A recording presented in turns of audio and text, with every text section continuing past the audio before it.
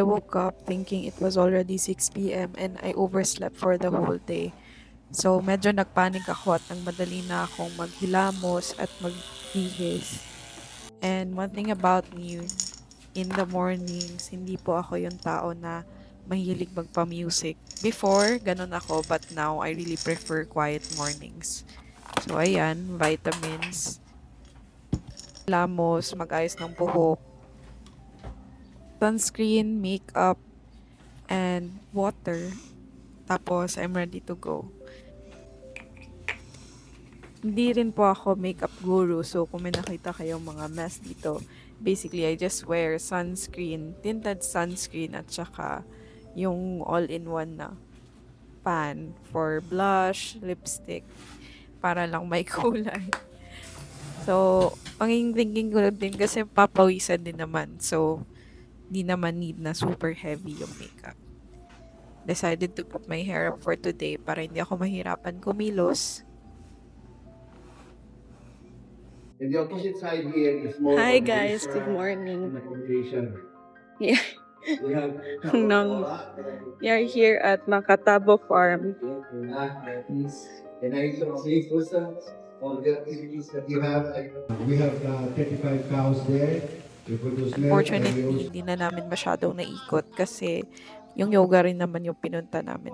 May 4 classes. We started with this class na more on flow but need talaga to ng strength. Medyo na-underestimate ko nga tong class na to.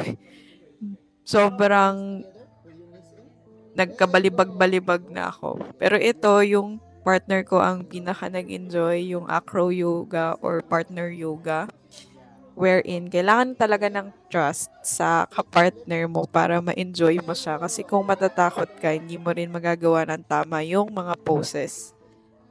Sabi niya daw, feeling niya ang gaan-gaan ko daw. Gaan-gaan ko daw dito.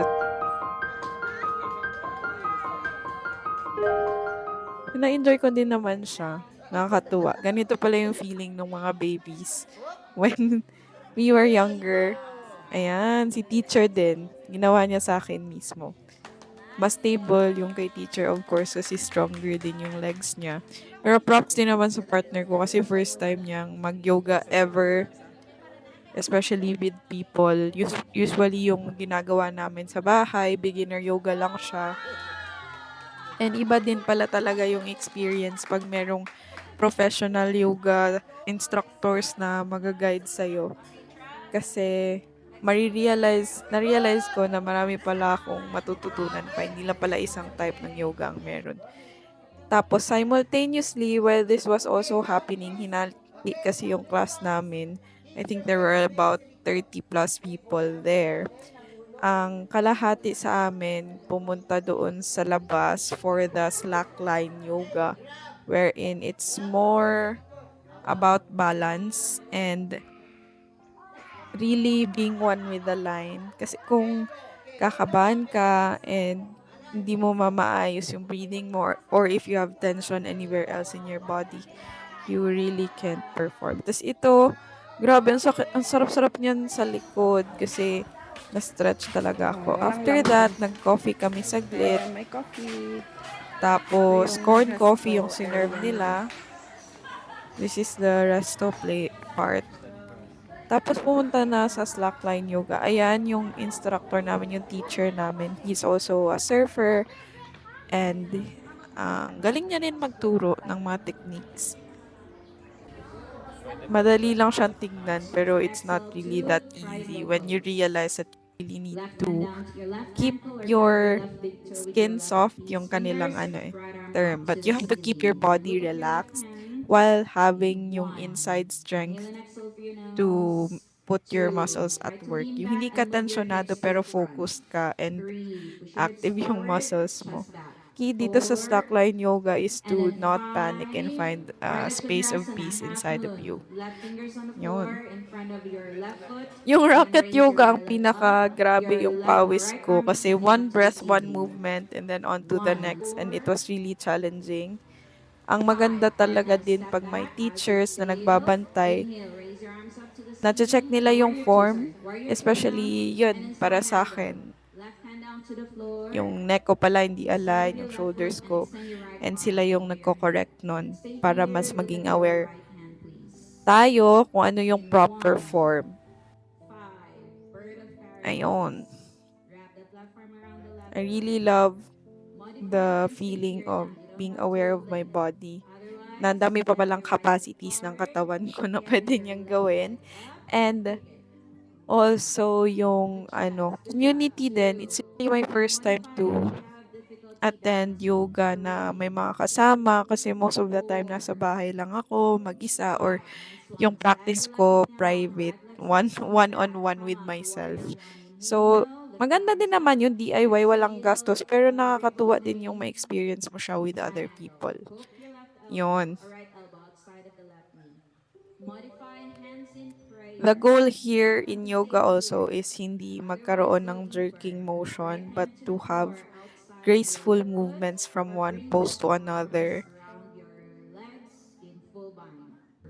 Hindi mo ibabagsak yung mga body parts mo and to just allow yourself to move in a flow way. Or you can look down to the floor. If your balance is struggling, Ayan. you can bounce. Last push. Feet down, touch your heels with your fingers. You can combine it with your bridge. Hands under the shoulders, round one. Hips up, shoulders up, and head up.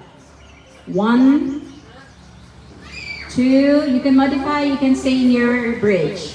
3, 4, and 5. Exhale, crown of the head on the floor. Walk your hands back and lift.